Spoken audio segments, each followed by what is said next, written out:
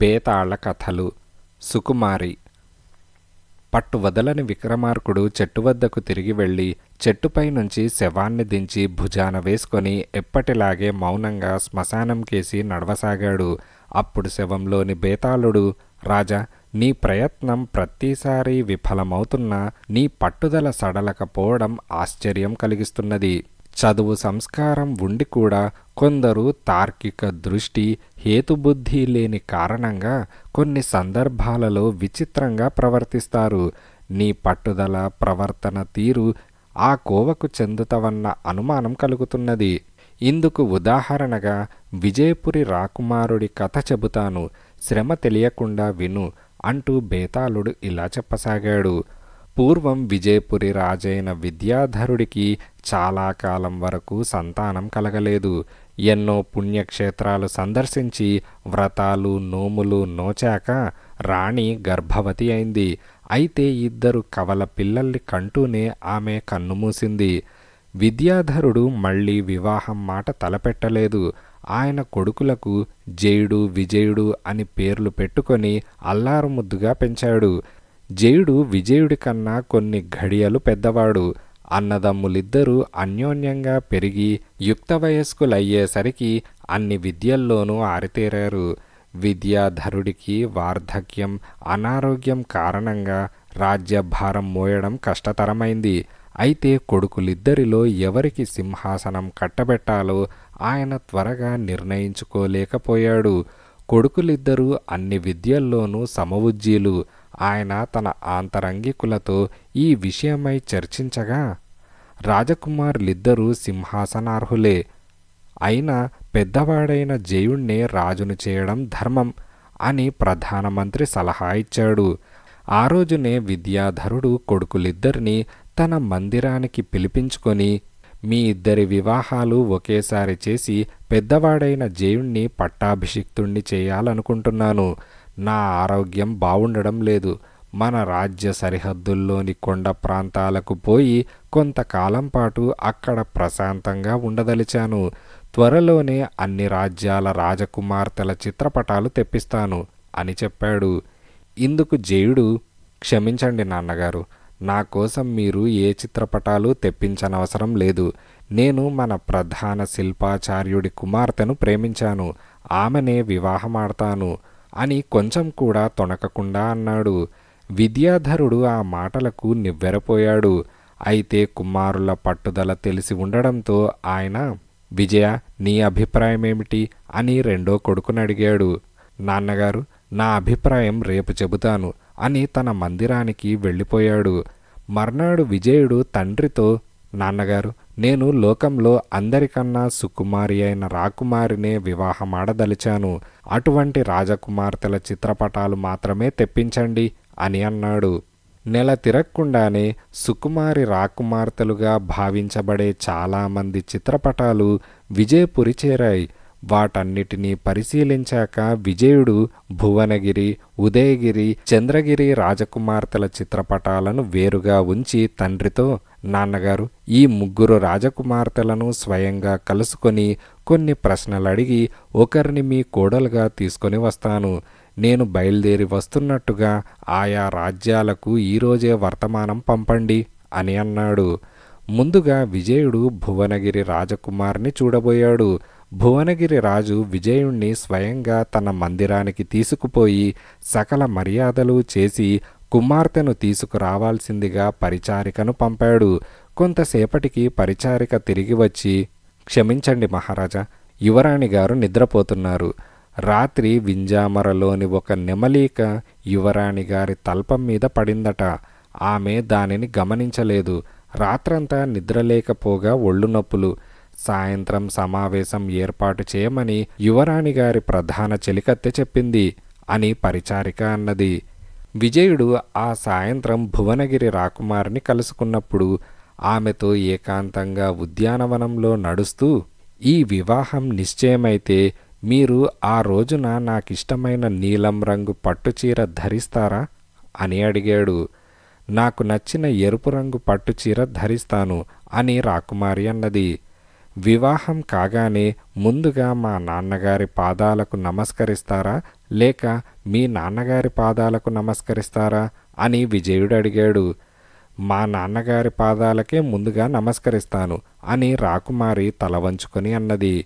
వివాహం విందులో ముందుగా నాకిష్టమైన పాయసం తింటారా లేక మీకిష్టమైనదేమైనా తింటారా అని విజయుడు అడిగాడు. నాకిష్టమైన బూరెలు తింటాను అని రాకుమారి అన్నది. విజయుడు భువనగిరి నుంచి ఉదయగిరి రాకుమారిని చూడబోయాడు. ఉదయగిరి రాజు పేరుకే రాజు. రాజ్య వ్యవహారాలన్నీ స్వయంగా రాణియే పర్యవేక్షిస్తుంది. ఆమె విజయుడికి ఘనంగా మర్యాదలు చేసింది. తర్వాత ఎంతకు రాకుమారి అక్కడికి రాకపోయేసరికి విజయుడు రాకుమారిని పిలిపిస్తారా అని రాణిని అడిగాడు. దానికి రాణి విచారంగా, సాయంత్రం పిలిపిస్తాను నాయనా. ఉదయం స్నానానికి ముందు చెలికత్తెలు అమ్మాయికి చందనంలో పాలమీగడ రంగరించి శరీరానికి పూశారు. కానీ పాలమీగడను బాగా చిదమకపోవడంతో మీగడ తొరక అమ్మాయి బుగ్గలో గుచ్చుకొని గాయమైంది. అందువల్ల స్నానం పూర్తవగానే అమ్మాయి వైద్యుల పర్యవేక్షణలో విశ్రాంతి తీసుకుంటున్నది అని చెప్పింది. ఆ సాయంత్రం ఉదయగిరి రాకుమారిని కూడా భువనగిరి రాకుమారిని అడిగిన ప్రశ్నలే విజయుడు అడిగాడు. మొదటి ప్రశ్నకు ఆమె మీకు నచ్చిన నీలం రంగు పట్టుచీరనే కట్టుకుంటాను అని తల వంచుకొని అన్నది. రెండో ప్రశ్నకు జవాబుగా ముందు మీ నాన్నగారి పాదాలకే నమస్కరిస్తాను అని వినయంగా అన్నది. తర్వాత మూడో ప్రశ్నకు ముందుగా మీకు నచ్చిన పాయసం తిన్నాకే వేరే ఏదైనా తింటాను అని సిగ్గుపడుతూ అన్నది. విజయుడు ఉదయగిరి నుంచి చంద్రగిరి రాకుమారిని చూడబోయాడు. అక్కడ కూడా అతడికి ఘనమైన స్వాగతం లభించింది.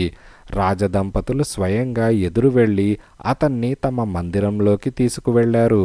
విజయుడు అడగక ముందే రాజదంపతులు, నాయన నువ్వు మరోలా భావించకు, అమ్మాయిని సాయంత్రం చూపిస్తాం అని అన్నారు. మీకు వారాలు వర్జ్యాలు లాంటి పట్టింపులేవో ఉన్నట్టున్నది అని విజయుడు నవ్వుతూ అన్నాడు. అలాంటివేం లేవు నాయనా. ఈ ఉదయం అమ్మాయి దేవీ మందిరానికి వెళ్ళి తిరిగి వస్తూ ఉంటే గాలి తాకిడికి రాలిన పారిజాతం పువ్వు అమ్మాయి తల మీద పడింది.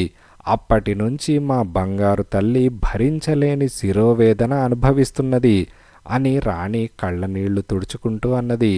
ఆ రోజు సాయంత్రం విజయుడు చంద్రగిరి రాజకుమారిని ఆమె మందిరంలో కలుసుకొని అవే 3 ప్రశ్నలు అడిగాడు. చీర ప్రసక్తి రాగానే ఆమె చీర రంగు ప్రధానం కాదు, దాని బరువు, ఏ చీర తేలికగా ఉంటే దాన్ని కట్టుకుంటాను అని అన్నది. ఇక పాద నమస్కారాల ప్రస్తావన తేగానే వంగి అందరికీ విడివిడిగా పాదాలకు నమస్కారం పెడితే నా నడుం పడిపోగలదు, అందువల్ల అందరికీ ఒకేసారి చేతులు జోడించి సరిపెడతాను అని అన్నది. ఆ పిమ్మట తిండి విషయం వచ్చేసరికి నా చేతిలో ఏముంది, చెలికత్తెలు ఏది తినిపిస్తే అది తింటాను అని రాకుమారి చిన్నగా నవ్వుతూ అన్నది. విజయుడు అక్కడి నుంచి తమ రాజ్యానికి తిరిగి వచ్చి, నాన్నగారు, చంద్రగిరి రాకుమారిని వివాహమాడదలిచాను.